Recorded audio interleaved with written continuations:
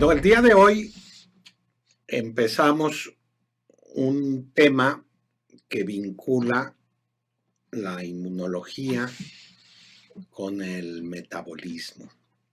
Le hemos llamado inmunometabolismo, que es un nombre que pretende abarcar varias disciplinas. No es fácil combinar una ciencia tan dinámica como la inmunología con otra a su vez también muy dinámica, que es la comprensión de detalles moleculares metabólicos.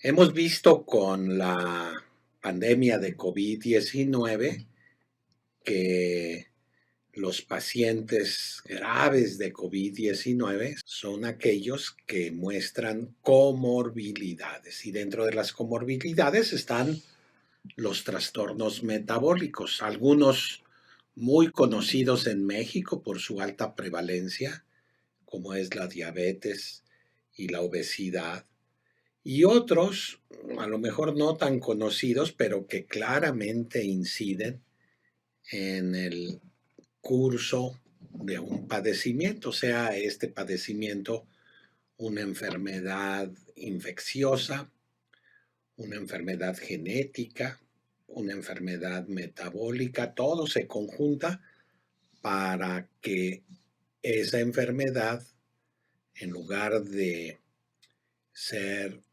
limitada por el propio organismo, por el propio sistema inmune, transcurra en un estado desventajoso para el paciente. Es por ello que le hemos pedido a nuestro gran amigo, el doctor Adrián Soto Mota. Gracias, Adrián, por haber aceptado estar con nosotros el día de hoy.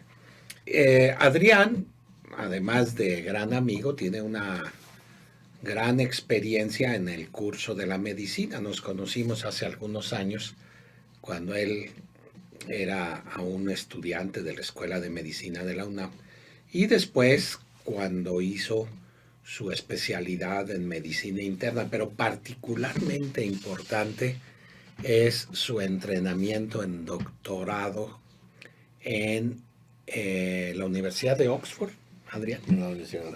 La Universidad de Oxford, donde su doctorado tiene que ver con el metabolismo. No es circunstancial que a su regreso Adrián trabaje hoy en la unidad de investigaciones en enfermedades metabólicas. Nutrición, tiene mucha experiencia el Hospital de Nutrición en enfermedades metabólicas. Algunas tienen que ver con el metabolismo de los azúcares, de las grasas, de incluso proteínas. Algunos tienen que ver con hormonas. El endocrinólogo habitualmente aborda este tipo de problemas. Pero el Hospital de Nutrición también se ha especializado en los detalles. Por ejemplo, hay una unidad que busca entender el metabolismo de las grasas, pero desde el punto de vista genético. El doctor Carlos Aguilar Salinas, que es el director de la División de Nutrición en el Hospital de Nutrición, es un experto en esos trastornos genéticos. También la clínica de diabetes es muy importante en el Hospital de Nutrición, la clínica de tiroides es muy importante, pero esta unidad a la que tú perteneces me da la impresión que es una unidad nueva que te contrató, así como un headhunter de la Universidad de Oxford, y te trajo auspiciado por el interés del doctor David Kersenovich, director del hospital, para que seas investigador en enfermedades metabólicas. ¿Cómo podemos empatar, Adrián, esa investigación con la inmunología? ¿Por qué es importante para el inmunólogo saber de inmunometabolismo? Creo que, bueno, y primero que nada, gracias por la invitación. Yo soy más difícil de callar que de invitar a hablar, pero... Por eso te invité. Exactamente. creo que todo mundo tiene una idea o una intuición sobre qué es el metabolismo. Y solemos decir, por ejemplo, que esta persona tiene el metabolismo rápido, esta persona tiene el metabolismo lento, esta persona, este té mejora el metabolismo. O sea, como que todos utilizamos este término o está en el ideario colectivo y no está tan bien definido. Nadie, a diferencia, por ejemplo, de otros campos de la medicina, en donde pues el hepatólogo se especializa en el hígado y el nefrólogo se especializa en los riñones y a todo el mundo le queda bien claro pues en dónde está el área de estudio de estos profesionales y cómo se relaciona con lo demás.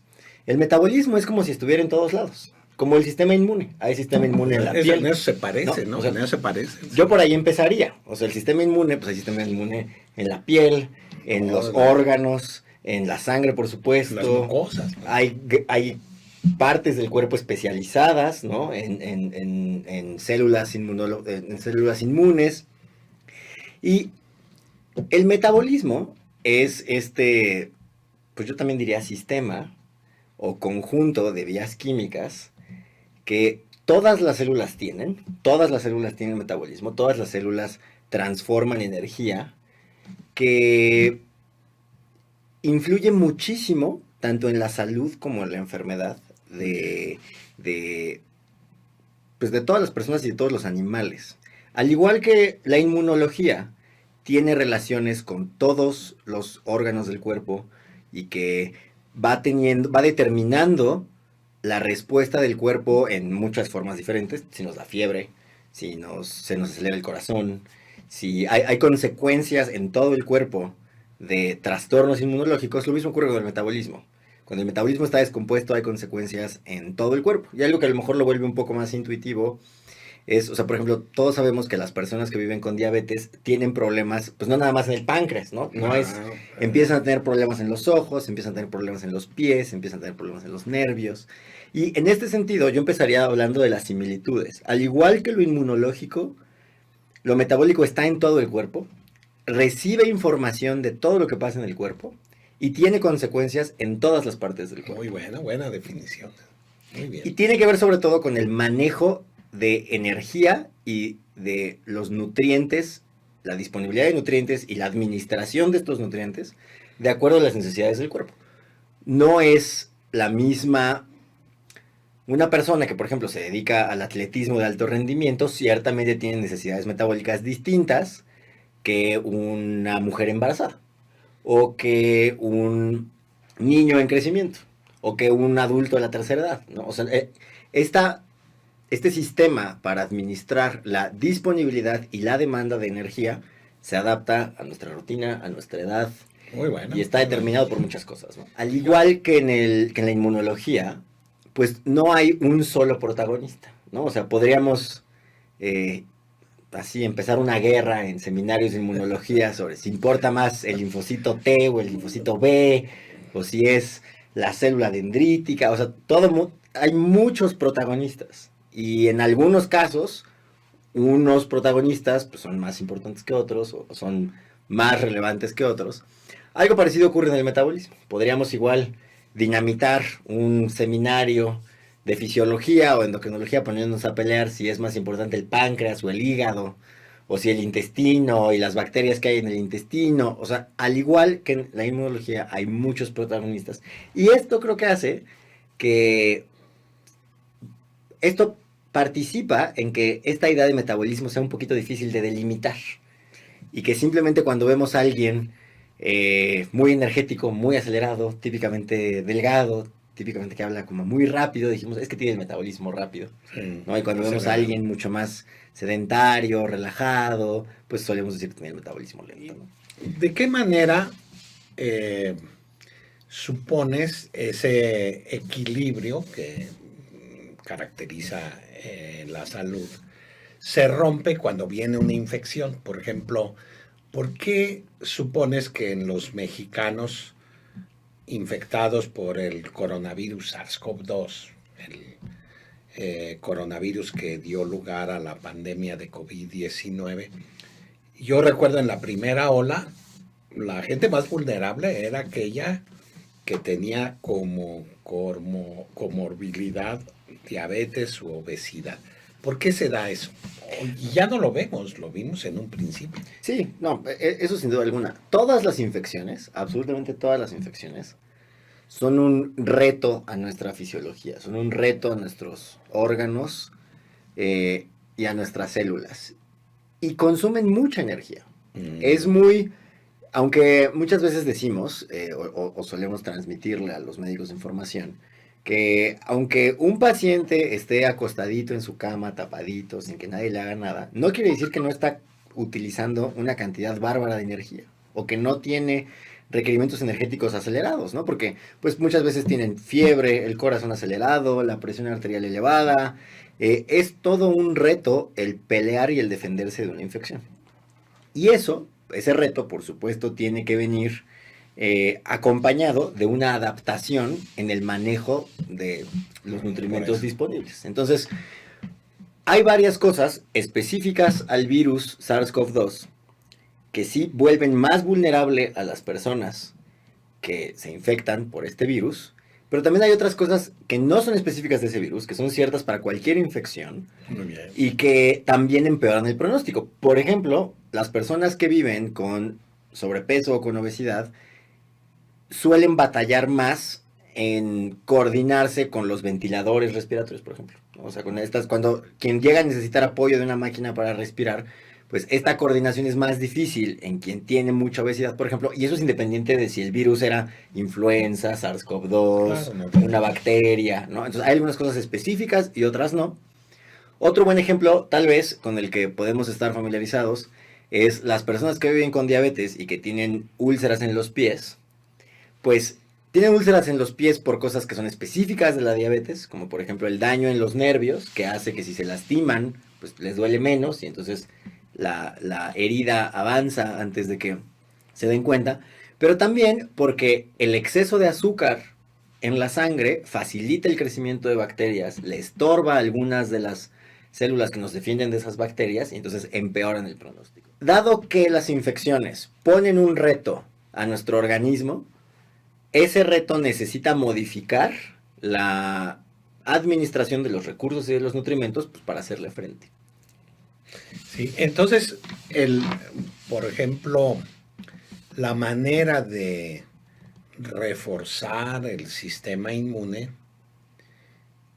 en un individuo que ya tiene diabetes o obesidad, desde luego es tener el control de la diabetes, tratar de bajar de peso, pero aquel que aún no es diabético, ¿cómo puede proteger su sistema inmune para no llegar a ese estado? ¿Cuáles son los nutrimentos que le podrían favorecer y proteger para no llegar a un estado, como lo acabas de decir, de inmunodeficiencia?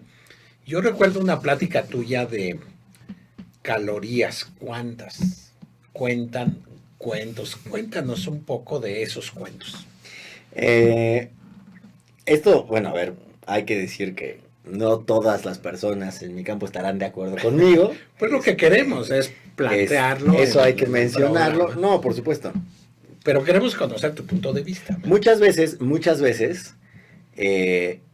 escuchamos que este alimento sube las defensas. O tómate esta vitamina para que te suba las defensas.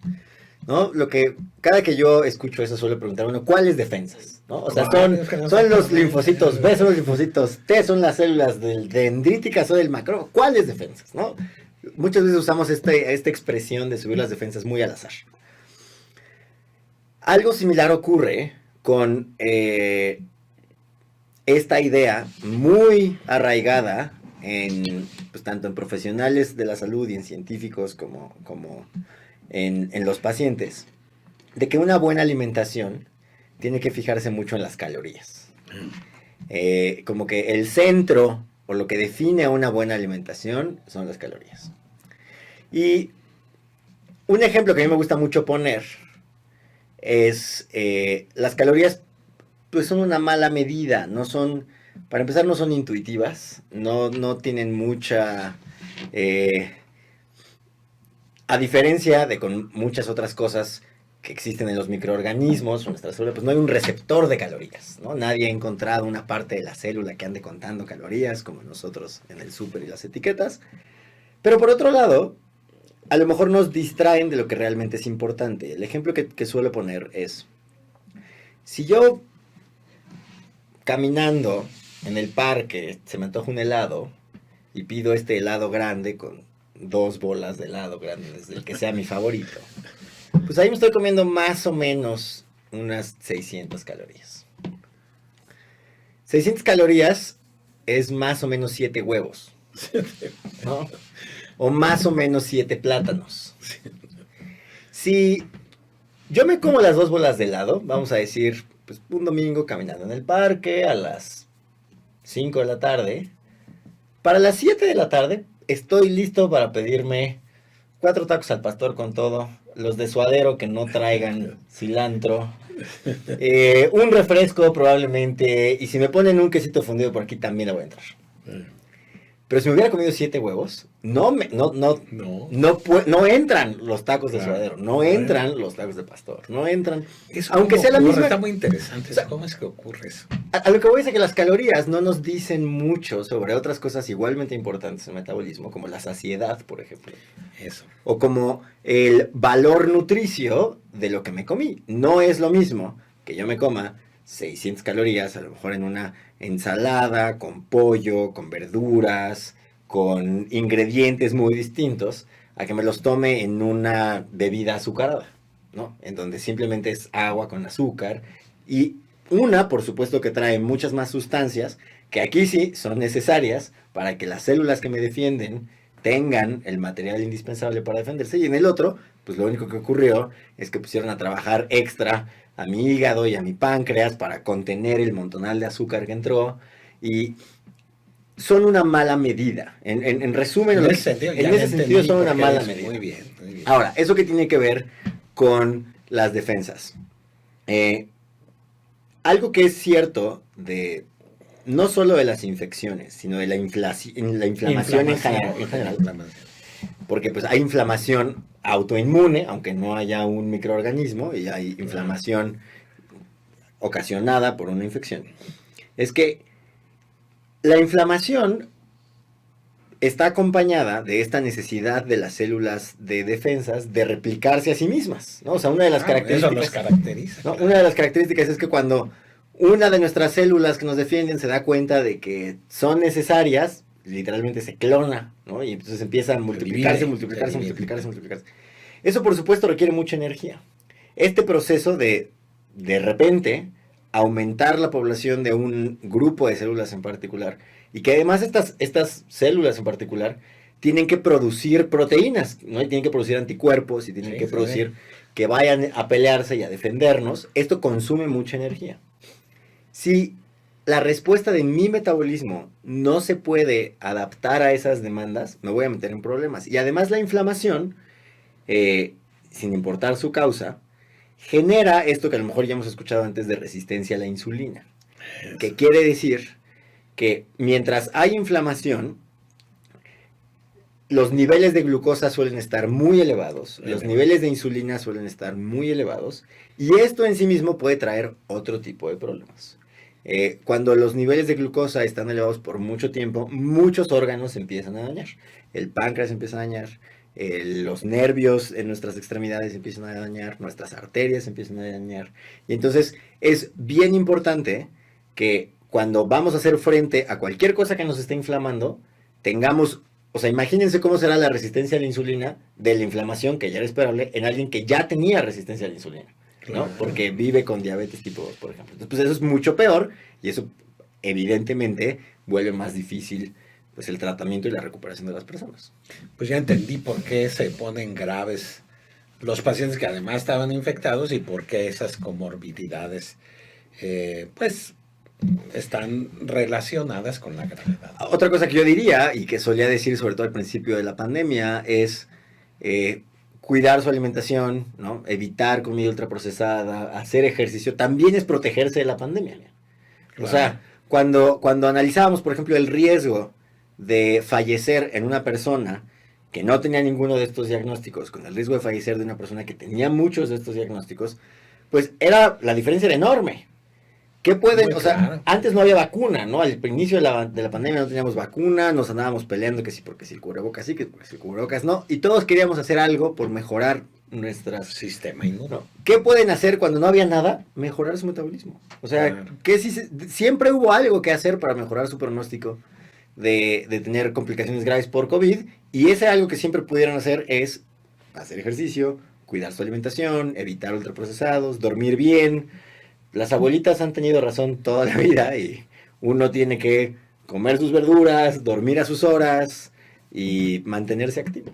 Eso también nos protege de esta pandemia y de las que vendrán. La falta de sueño se asocia con resistencia a la insulina también. Absolutamente. Muy bien. No solo eso, con el cáncer. O sea, la OMS reconoce la falta del sueño como un factor de riesgo para tener cáncer. Muy probablemente mediado por resistencia a la insulina. Por ejemplo, sabemos que quienes trabajan en horarios de noche que son muy cambiantes, los médicos, muchos policías, las personas que no tienen un horario fijo y que se tienen que desvelar seguido, tienen resistencia a la insulina, tienen más probabilidad de padecer hipertensión, diabetes y por lo tanto, pues, ser más lábiles a otras enfermedades, ¿no? O sea, muchas veces el problema de la diabetes no es la diabetes en sí mismo, sino es los otros problemas a los que nos expone. Y la falta de sueño definitivamente es otro de los factores que tiene mucho que ver con la respuesta inmune. Por ahí hay un estudio bien padre en donde, porque aquí hay que también mencionar que la progresión de los tumores muchas veces necesita que haya una falla en el sistema inmune, ¿no? O sea, uno de los trabajos del sistema inmune es contener la progresión de un tumor. Las células que matan, o sea, las células de nuestras defensas que matan células tumorales funcionan con menos eficiencia después de una desvelada, por ejemplo. O sea, esto se ha estudiado en gente que desvelan, le toman muestras de sangre, ponen a pelear sus defensas contra las células del tumor, y los que se desvelaron funcionan menos bien que los que no se desvelaron. Entonces, también, pues, o sea, vamos a complicar más los conceptos de inmunometabolismo y ciencias del sueño, ¿no?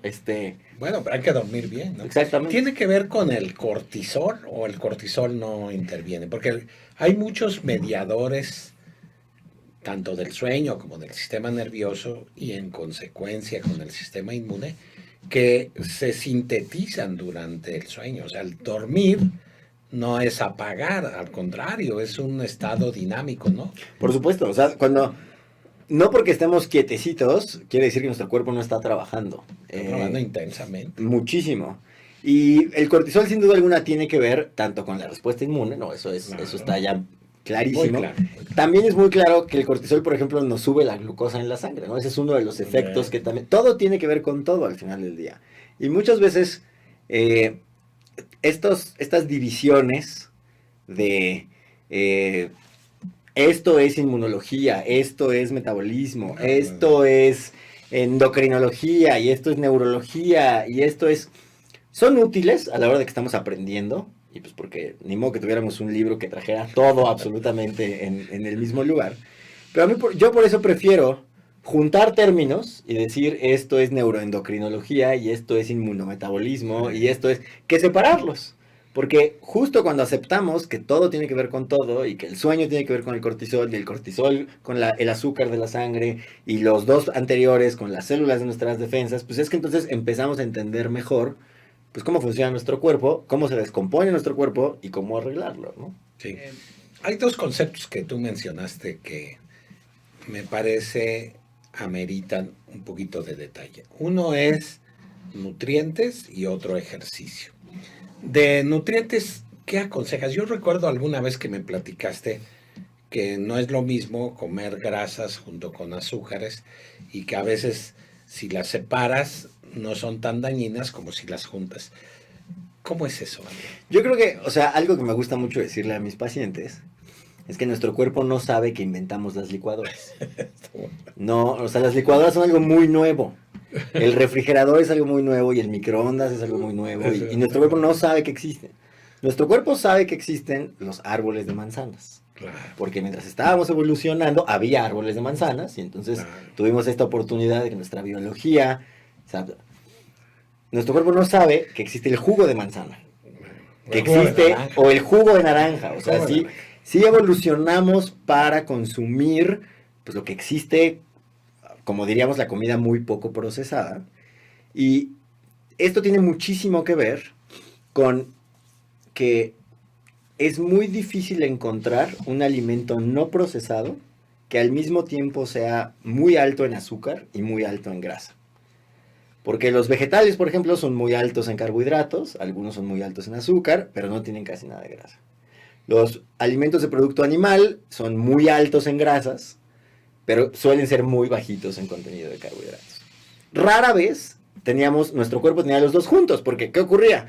O sea, a lo mejor había fruta en verano, ¿no? Sobre todo si nuestros tatarancestros vivían en una zona tropical, pues a lo mejor de repente había fruta, pero pues no había todo el año, ¿no? O sea, nuestro cuerpo no sabe que nos podemos comer un pan tostado con aguacate en invierno en Inglaterra, ¿no? O sea, por supuesto que no se ha enterado que uno puede comer mango en diciembre y esto cambia muchas cosas, porque entre más sencillo o entre más parecido a su forma natural es un alimento, es más difícil equivocarse. Y eso, o sea, si nos quedamos con puros alimentos que están como se ven en la naturaleza, algo que también a mí me gusta mucho repetir, es que cuando un alimento es natural, no necesitas que nadie te diga que es natural. Claro. O sea, si hay una caja que te dice que eso es natural, eso no es natural, porque los árboles no empaquetan sus frutos, claro. Y no le ponen código de barras. Nada. Y o sea, por supuesto, pues por la vida de hoy, no es como que tengo nada en contra de ir al supermercado por los vegetales, pero hay que traer los vegetales así como están, ¿no? O sea, no procesados en un jugo, no procesados en un puré, no procesados en una salsa, porque ese es el tipo de cosas que nuestro cuerpo ya no sabe que existen. Ahora, ¿qué ocurre cuando los juntamos? Nuestro cuerpo, por sobresimplificarlo de alguna forma, tiene que escoger entre almacenar lo que llegó de nutrimentos o gastar lo que hemos estado ahorrando y almacenando de nutrimentos. Típicamente el mensaje para almacenar es la insulina. Y cuando comemos algo con muchos carbohidratos o con algunas proteínas, la insulina se eleva y entonces nuestro cuerpo entiende, acaba de llegar comida, vamos a almacenarla. Pero lo que no ocurre, o lo que típicamente no ocurre, es que este mensaje de almacenamiento, que típicamente vendría de alimentos sin mucha grasa, al mismo tiempo viene una carga de grasa. Y entonces nuestro cuerpo dice, voy a almacenar, pero voy a almacenar todo. Y entonces la insulina no solo hace que se almacenen los carbohidratos, sino que se almacenen las grasas, que se produzcan más grasas nuevas. Y esto es algo que pues definitivamente no existía, ¿no? Por cerrar ese punto en concreto, creo que vale la pena recordar que entre más natural se vea, sin que haya una etiqueta que nos lo diga, lo que tenemos enfrente y lo que nos vamos a comer, pues estamos más seguros. Hay muchos pleitos que si las grasas son malas, que si los carbohidratos son malos, que si en realidad de lo que nos tenemos que cuidar es de comer comida, exactamente, comida pues falsa, o sea... Sí, está muy claro. O sea, el jugo de naranja contra los gajos de la misma naranja, claro. Pues es mejor los gajos de naranja que el jugo de naranja. Porque, o sea, necesito más o menos, ¿qué será? Unas 3, 4 naranjas para hacer un vaso. Jugo, claro. Pero si me como las naranjas, y me puedo hacer me puedo echar mi vaso de jugo de naranja, y además pedirme 2 huevitos estrellados con frijoles refritos, con queso, con un pan, papaya para empezar, ¿no? Pero si me hubiera comido las 4 naranjas, ya no me como todo lo que vendría después. Ese punto es importante, lo dijiste hace rato, el cerebro detecta eso. Yo recuerdo unos experimentos que tú hiciste a ti mismo cuando fuiste elevando el número de huevos que te comías al día. ¿Cómo estuvo eso? Platícanos, está muy interesante. Igual cuando hay pacientes que luego me preguntan que, o sea, cuando a un paciente le recomiendo que restrinja mucho sus carbohidratos, su ingesta de carbohidratos, pues una de las cosas que más comen es huevo. Pues porque el huevo es bueno, bonito, barato, versátil, ¿no? O sea, hay 1000 formas. Sí. Y muchas veces me dicen, es que ¿cuántos huevos me puedo comer al día? Y yo siempre contesto que 33. Que ya el 34 ya no. Pues porque nadie en su sano juicio pasa del huevo 8. O sea, después, o sea, cuando uno lleva 8 huevos, el noveno, el cerebro dice, ¿qué estás haciendo? ¿No? O sea, no, nunca van a llegar a ese exceso. Porque una de las cosas más importantes que tenemos que tomar en cuenta es que nuestro cerebro, pues nuestro cerebro sí funciona. El problema es que lo hemos ido golpeando a lo largo de los años. ¿Por qué seríamos el único animal que tiene que andar contando calorías para no tener una epidemia de diabetes? O sea, ¿por qué seríamos el único animal que tiene que andar midiendo que si la porción mide tu puño y que si llevas 4 y que... Los animales no hacen eso. El oso no hace eso. Exactamente. O sea, pueden confiar en su mecanismo de saciedad. Lo que rompe el mecanismo de saciedad son los alimentos ultraprocesados. Porque nuestro cerebro no sabe qué hacer con eso. No sabe qué hacer con la combinación de azúcar, sal y grasas, porque son mensajes bioquímicamente opuestos que no tienen mucho sentido, porque esa combinación no existía hace mucho tiempo, hasta hace muy poco tiempo, perdón. Y uno de mis experimentos favoritos en esto es la dieta de la cafetería, porque hasta por ahí de finales de los 50 nadie había podido conseguir un modelo experimental en el que los animales comieran en exceso.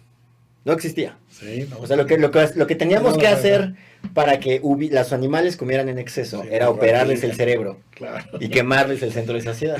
Y eso, por supuesto, es un muy mal modelo experimental, pues porque todos nosotros, nos consta, somos capaces de comer en exceso sin ir al neurocirujano. Entonces, la primera vez que alguien, y pues, o sea, yo me imagino la gente haciendo sus doctorados, pues uno no puede llegar ahí con la rata de laboratorio y mira rata, es que estoy en el doctorado, necesito que comas mucho, que te ejercites poco, para que engordes y yo pueda hacer... Pues eso no ocurre. Entonces, a un italiano muy brillante se le ocurrió la idea de darle comida ultra procesada a las ratas de laboratorio. Entonces les empezó a dar helado, les empezó a dar papitas, les empezó a dar refresco, les empezó a dar pizza, les empezó a dar... Y a las 3 semanas, no solo sus ratas ya podían comer en exceso, no solo ya tenían resistencia a la insulina, sino que eran adictas a la comida. Ese es otro. Estaban dispuestas a tolerar temperaturas extremas para seguir comiendo comida chatarra en lugar de... Esa comida es adictiva, rompe nuestra saciedad. Y por eso, o sea, mientras la eviten, pueden confiar en que su cuerpo les va a decir, ya estuvo bueno. Hasta ahí. Está bueno. ¿No? Entonces, por eso te puedes comer medio litro de helado, pero no el equivalente en huevos. Por supuesto, o sea, por supuesto. Otro buen ejemplo, por regresarlo a cómo todo tiene que ver con todo y a cómo nuestro cuerpo nos defiende. Nuestro cerebro también nos defiende de cosas que pudieran infectarnos. El olor nos puede alejar de cosas que estén podridas, potencialmente contaminadas. Y el cerebro está jugando su papel, como, o sea, diciendo, mejor no le entres ahí. Lo mismo ocurrirá con la saciedad. Tu cerebro dice, ya no necesitas el 14º huevo, ¿no? Aléjate y ya estuvo, ¿no? Sí. Uno puede confiar en su cerebro cuando no lo ha golpeado. Sí, no, yo creo que quedó muy claro. Ahora el deporte, el ejercicio.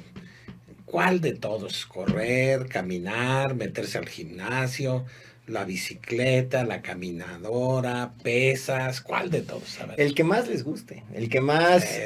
Hay un estudio padrísimo que se hizo en Dinamarca, que yo creo que es lo más cerca que hemos estado de contestar esa pregunta bien a bien, en donde ya tomando en cuenta pues todas las cosas que tienen que ver con la sobrevida, o sea, ya habían en sus análisis ajustaron por la edad, por el sexo, por el nivel de educación, por el ingreso económico, por las enfermedades previas, por si fuma. Ya estaba todo muy bien controlado. Reclutaron como 10,000 personas, las siguieron por mucho tiempo. Y el deporte que ganó en reducir, más bien en aumentar la esperanza de vida, era el tenis. Muy bien. Y luego venía el bádminton. Y luego venía el fútbol. Y luego venía, o sea, cuando uno comparaba cualquier deporte contra no hacer deporte, pues cualquier deporte era mucho mejor. Pero los 5 deportes que ganaron son deportes que se juegan con otras personas. Colectivos. Exactamente. Muy bien. Porque eso puede tener que, o sea, el deporte no es nada más, o sea, hacer ejercicio no es nada más ir a sudar. O sea, no es nada más... ¿Qué es lo que la gente piensa? ¿Qué es lo que, o sea, la verdad es que es preferible que salgan a caminar con una persona de forma repetida, aunque suden menos, que el que vayan al gimnasio solos, se golpeen el cuerpo por 15 minutos. Y porque ¿cuál es la ventaja? Cuando yo, además de que las interacciones humanas son parte de nuestra salud y las interacciones humanas argumentablemente nos hacen querer seguir vivos, ¿no? Hacen que nos cuidemos por nosotros, que nos cuidemos a nosotros mismos. Si yo veo a una persona repetidamente, puede empezar a detectar cosas que yo no habría visto. Oye, antes sí llegabas por esas pelotas. Hoy estás más flaco. Hoy estás más gordo. Oye, estás tosiendo mucho.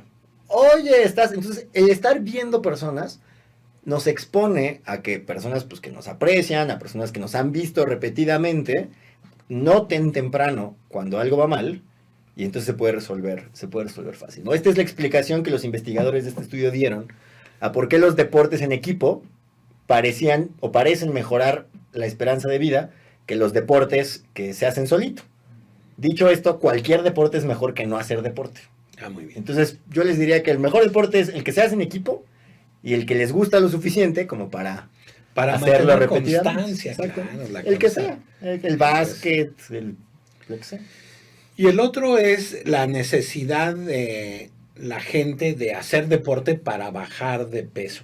¿El gordito es menos sano que el flaquito o cómo es eso? A ver. Eso también es una cosa bien interesante porque muchas personas dicen, yo voy al gimnasio para poder comer lo que yo quiera, ¿no? Yo voy al gimnasio para no limitarme en los tacos. Una pizza, pues. Exactamente.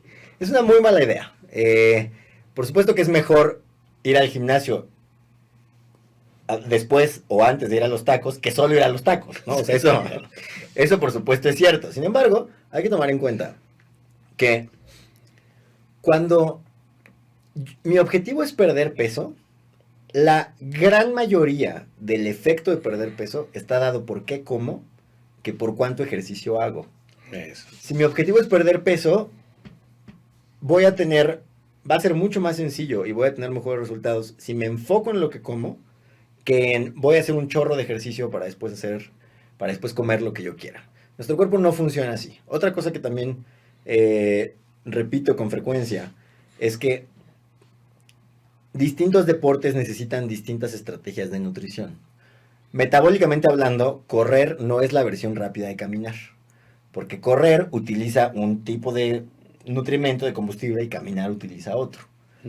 Y por más ejercicio que yo haga, la cantidad de energía que mi cuerpo va a usar no va a subir mucho. En cambio, si modifico mi dieta, sí puedo influir mucho más en cómo mi cuerpo administra pues, las reservas que en los animales o en los humanos casi siempre son de tejido adiposo. Otra cosa que hay que mencionar para contestar si está más sano el gordito o el flaquito, esto también depende de la edad. Sobre todo en adultos mayores, es más frágil, suele tener peor pronóstico el adulto mayor muy, muy flaquito que el adulto mayor gordito. Sin embargo, es cierto, o sea, cuando uno analiza los estudios de cuál es el punto más bajo, ¿no? Con este índice de masa corporal que calculamos con nuestro peso y con nuestra estatura, nuestro peso ideal va cambiando con cada década. El peso ideal de los 60 años no es el peso ideal de los 20 años. Y el peso ideal de los 70 años no es el peso ideal de los 40 años. Y va cambiando hacia arriba. El peso ideal va subiendo con las décadas. Y al final del día, sí es cierto, por ejemplo, que las personas que, sobre todo que crecieron con sobrepeso, suelen tener menos resistencia a la insulina que quienes engordaron ya siendo adultos. Eso también se dice que es como personas con obesidad metabólicamente sanas. Son personas que tienen un peso excesivo, y bueno, o sea, pero que a pesar de tenerlo, su glucosa está normal, sus lípidos están normales, no tiene la presión elevada. Tiene mucho que ver con que su cuerpo se desarrolló en ese contexto. Y eso no quiere decir que no les convenga perder peso, porque al final del día el peso no es nada más la presión arterial y el azúcar en la sangre. El peso también es cuánto tienen que cargar mis articulaciones. El peso también es cuánto tienen que cargar mis huesos. Un desgaste también tiene que ver con mi probabilidad de caerme, con mi probabilidad de tener accidentes. Entonces, no es nada más el peso por el peso. Es para el verse peso bien. Exactamente. Muy bien. Muy buen punto. Y cuéntanos de la grasa. Por ejemplo, yo he oído de nuestros amigos en el Hospital de Nutrición que hay una grasa amarilla y hay una grasa parda y que la parda es buena y la amarilla mala y que el, un cierto tipo de grasa se acumula en el abdomen distinto a que si esa grasa se acumula en el músculo. Cuéntanos un poquito de eso. La grasa es un tema enorme. Si yo tuviera 3 doctorados más, le dedicaría 2 al tejido adiposo. La grasa parda tiene esta fama de ser buena, entre comillas, porque transforma energía química o grasa en calor. Y entonces, ciertamente las personas son como muy delgadas, tienen un poquito más de grasa parda y son un poco más resistentes a ganar peso. Y la grasa amarilla o blanca, pues es la que típicamente encontramos en las zonas de nuestro cuerpo que están asociadas a pues, tener gorditos, a tener lonjitas. Algo que hay que mencionar es que una cosa es tener un exceso de grasa en el cuerpo y otra cosa es tener una distribución patológica de grasa en el cuerpo. Y esto lo digo porque los hombres somos falsos flacos.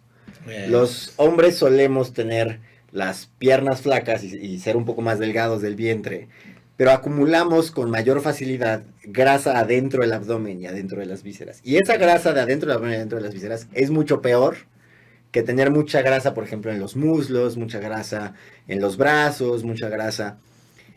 Muchas veces me ha tocado ver en el consultorio, y esto es particularmente, pues, perpetuado por los estereotipos de belleza en los que crecimos. Por ejemplo, hay muchas mujeres que están inconformes con su distribución de grasa, porque les gustaría tener unos muslos más delgados o unos brazos más delgados, pero su grasa visceral está perfecta, ¿no? O sea, y no tienen problemas con los lípidos, no tienen problemas con la presión, no tienen problemas. Lo que no les gusta es, o quisieran cambiar o modificar, es la distribución de esa grasa. Esas personas están en mucho menos riesgo que un montón de flacos que van por la calle, que no les importa. O sea, muchas veces se preocupan más los que tienen menos de qué preocuparse, claro, que los que de verdad están en riesgo, ¿no? Entonces, más que el color de la grasa y muchas veces más que la distribución, importa la distribución de la grasa. Puede ser que una persona tenga no tanto exceso de grasa, pero que esté muy mal localizada por estar adentro de las vísceras, y eso pues nos puede traer muchos más problemas. Entonces, no es que una sea buena y otra sea mala, es que la distribución de esa grasa puede querer decir cosas diferentes en cuanto a si estamos sanos o no estamos sanos. Y algo que vale la pena mencionar es que el tejido adiposo también es reservorio o puede ser reservorio de algunos microorganismos y de algunos medicamentos, lo cual también complica el tratamiento de las personas que están... La dosis no es la misma. Exactamente. Claro. Y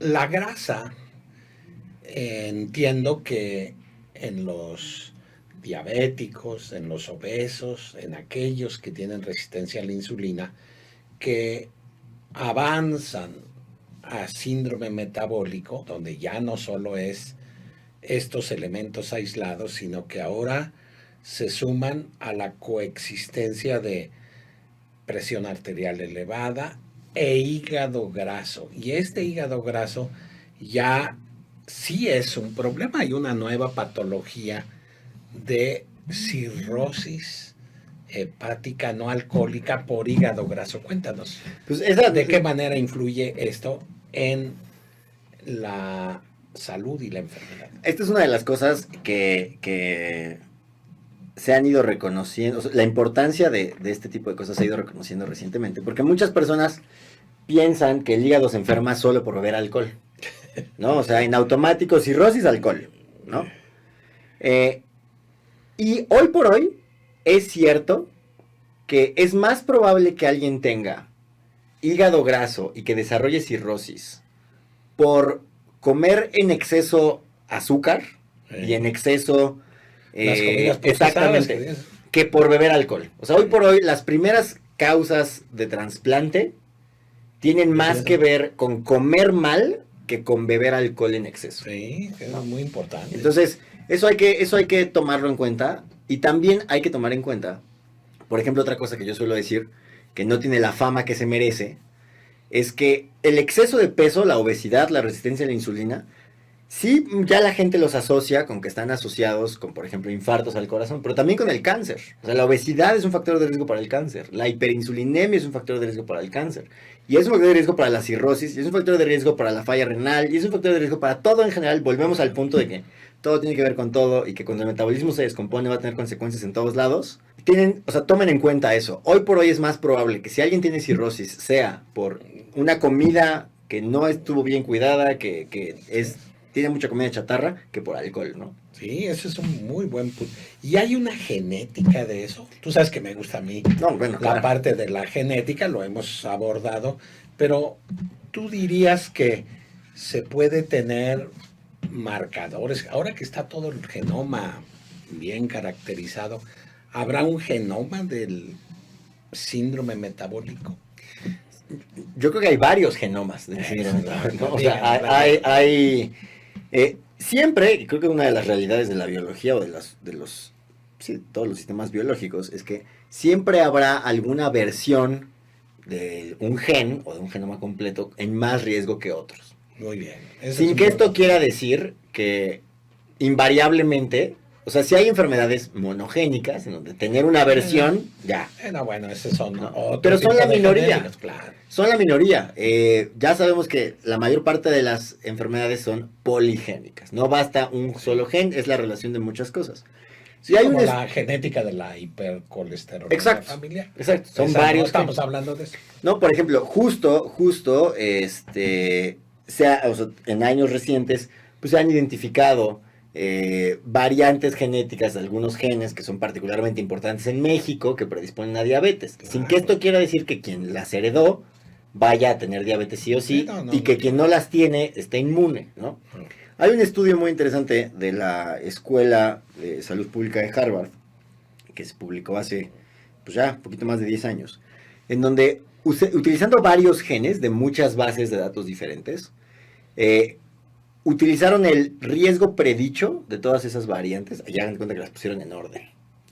Y luego vieron si esas variantes ordenadas por riesgo tenían una respuesta distinta a consumir refresco todos los días, por ejemplo.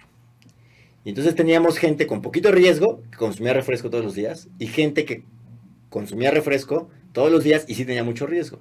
Y efectivamente, o sea, la parte genética tiene más que ver con qué tanto daño hace un mal hábito. Pero podríamos decirlo del otro lado. O sea, quien tiene una buena dieta, pues no importa tanto que haya heredado un riesgo alto. Su dieta es Muy buena y bien. entonces pues ya está. Sí, lo protege. Finalmente, Adrián, en la unidad que tú trabajas hoy, ¿qué, ¿qué te gustaría estudiar? ¿Cuál es tu plan para los siguientes años en el Hospital de Nutrición? ¿Cuál línea de investigación te interesa? ¿La parte de la dieta, la parte de la genética, dentro del metabolismo? Tú sabes que siempre estaré yo metido en la inmunología, pero a ti en particular, ¿qué te interesa? A mí me gusta la pregunta la milenaria pregunta de ¿y qué puedo comer? Yo creo Está muy que bueno. algo típico en el hospital es, oye, ¿y qué puedo comer? ¿No? O sea, tengo esto y qué puedo comer. ¿Y qué no puedo comer? ¿No? La verdad de las cosas es que no tenemos buenas respuestas la mayor parte de las veces. O sea, pareciera, pues es contraintuitivo, pero para muy pocas enfermedades crónicas hemos estudiado formalmente qué te conviene Es comer. muy buena línea de ¿No? Entonces, investigación. al final del día, pues yo soy internista y eso hace que esté expuesto a enfermedades diferentes y a un poquito de todo.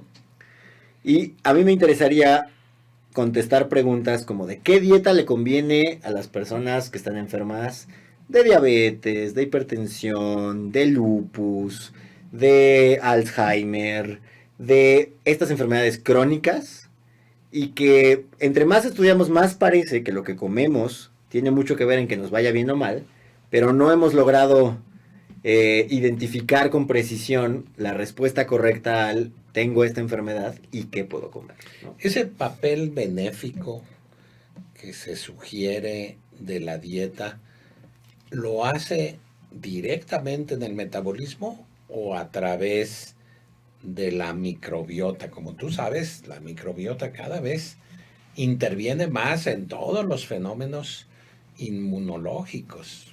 Yo diría que son vías paralelas. Hay otro estudio muy padre también de hace un par de años que se hizo en Inglaterra, en donde midieron todo lo que se puede medir. Microbiota, glucosa, triglicéridos. Y una parte interesante de este estudio es que involucró a cientos de parejas de gemelos idénticos. Eso está muy bueno. Entonces, básicamente lo que los autores intentaron hacer fue competir. ¿Qué pesa más? Tus genes, tu microbiota, la composición de tus alimentos, lo que comiste un día antes. Y la microbiota importa, pero no importa tanto. Muy bien. No cuenta toda la historia. Claro. Cuenta solo un Un cachito. pedacito de la historia. Entonces, un capítulo. Son vías simultáneas. Parte del efecto de la alimentación y de la nutrición va con la microbiota, parte no. Muy bien. Pues bueno, pienso que esta es la introducción de otros temas que te invitaremos después a afinar estos detalles. Considero que por hoy es suficiente, Adrián. Muchas gracias y estaremos pendientes para la siguiente ocasión que nos visites. Recuerden que pueden ver la repetición de esta sección académica, Radio Café con Granados, desde las redes sociales del grupo CCLab, Radio CCLab, CCLab Comunidad y en Radio CCLab en el podcast. Los inscritos o interesados también hay libros que seguramente has escrito y que nosotros tendremos a la disponibilidad de los radioescuchas para que lo puedan adquirir y pues nos vemos en la siguiente. Muchas gracias a todos.